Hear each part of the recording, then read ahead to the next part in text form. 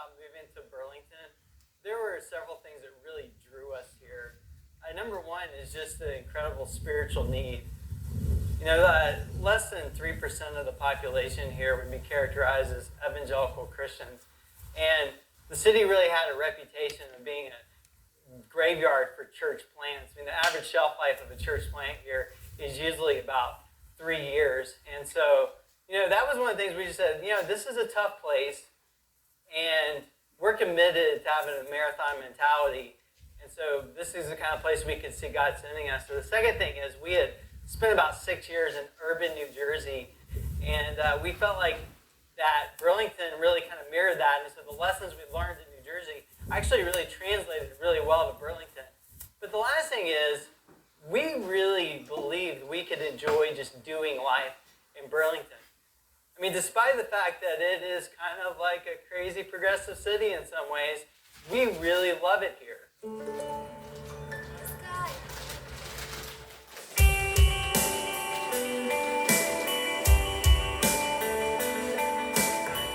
Favorite thing about Burlington?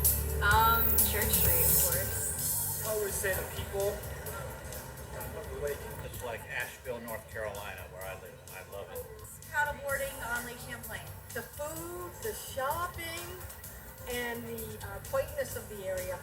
The mountains. I love hiking the mountains, the long trail. My favorite thing about Burlington is this is my home now. This is where my wife and I live. This is where we're raising our kids.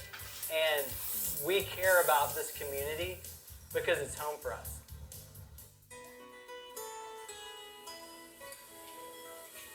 Yeah, dude. I'm really biased, but this is like the best coffee shop in Burlington. Welcome to Burlington. My name is Kevin Towns. I'm pastor of Burlington City Church. Me and my family moved here in November of 2011 to plant this church, and so we're still in the embryonic stages right now. But Burlington is such a wonderful place to live and do ministry, especially if you love 3 or 4 foot of snow in the winter.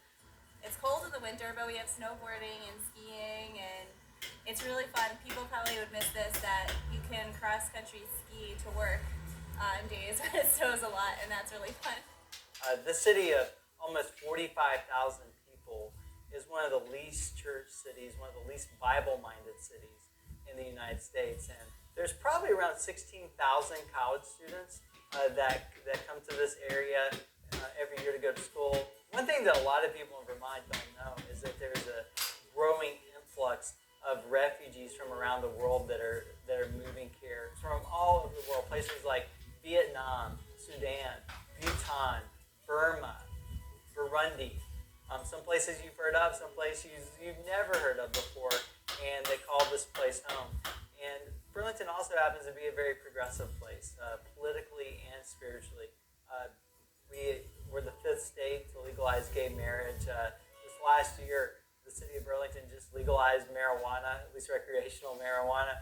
And so it really is kind of just an anything goes kind of culture.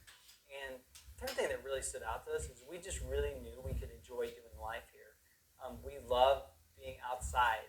I love hiking and biking and snowshoeing and stuff like that. We love interacting with people from different cultures. And also, we really even enjoy the fact that we get to build friendships and share Jesus with people that's a whole new thing for, even if they're people that would normally be turned off by the church. And so, that's everything from our duplex neighbors to our the refugees that moved into the community, to everything from like college students to young single professionals to lesbian couples to Bhutanese families. Those are the people that have become our friends and who God's opened the door for us to begin sharing Jesus with.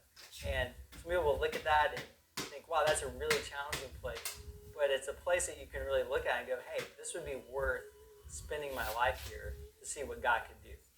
We've seen over and over again that when we have a group of believers that are willing to live on mission together in a neighborhood and to begin to build relationships with their neighbors and begin to serve their neighbors and begin just to live out the good news of Jesus in a very practical way, that they also earn the right to share Jesus verbally with their neighbors. And that's where we've really seen people begin to follow Jesus.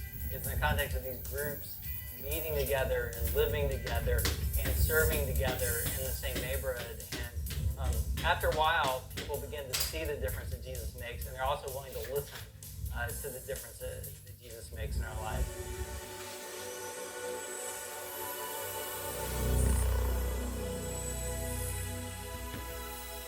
He was a church planner.